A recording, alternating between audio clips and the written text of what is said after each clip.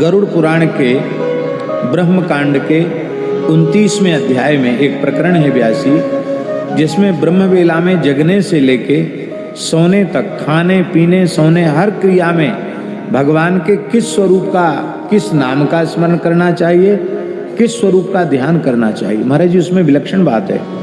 मलमूत्र त्याग के काल में भी भगवान केशव का स्मरण करना चाहिए।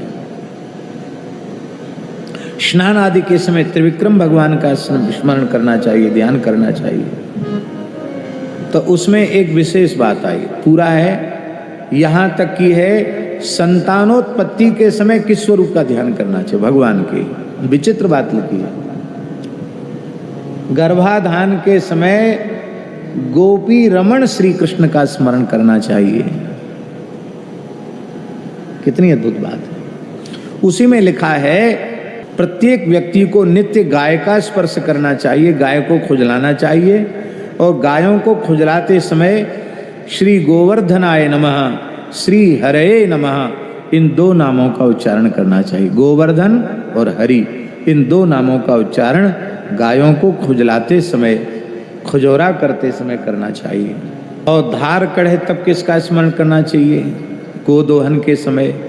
तो सदा गोदोहने काले स्मरेत गोपाल वल्लभम, गोपाल वल्लभ का स्मरण, और गैया की धार काटते समय, दूध दोहते समय गोपाल वल्लभ का स्मरण करना चाहिए।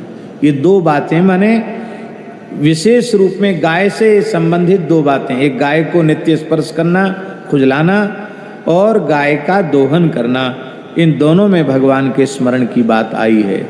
आगे और विलक्षण बात भगवान गरुड़ जी को कह रहे हैं कि हे खगेंद्र सत्तम, हे गरुड़ जी, पक्षी श्रेष्ठ, पक्षीराज गरुड़, अनंत जन्मों के अर्जित जो पुण्य कर्म हैं वो जब परिपक्व हो जाते हैं, माने फल देने का अवसर उनका आता है, तब गायों की सेवा और गायों के स्पर्श का सौभाग्य प्राप्त होता है।